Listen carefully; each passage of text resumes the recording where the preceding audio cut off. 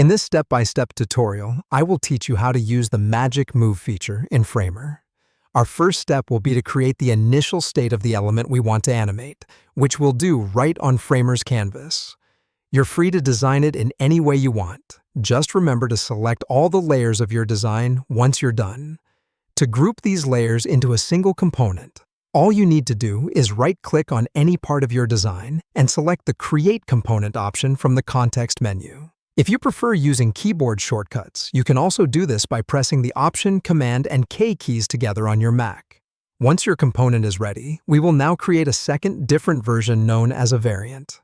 You can easily do this by navigating to the Component panel, usually located on the right side of your screen.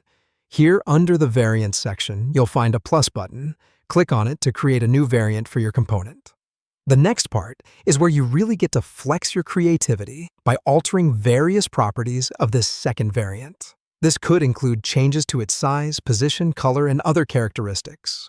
With our two variants ready, it's now time to link them together using an interaction. To start this process, select the first variant of your component on the canvas.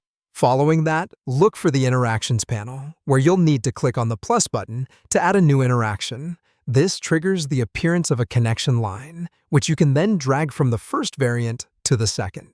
Afterwards, you'll get to define the trigger for this interaction, which could be something like on tap or on hover. Our next step involves additional refinement of the animation we've set up. To do this, select the interaction line you've just created, and then proceed to modify its properties. This might involve the tweaking settings for transition, such as its duration, easing, or spring.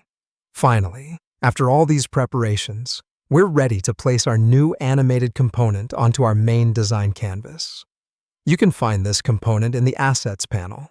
All you need to do is drag it onto your page.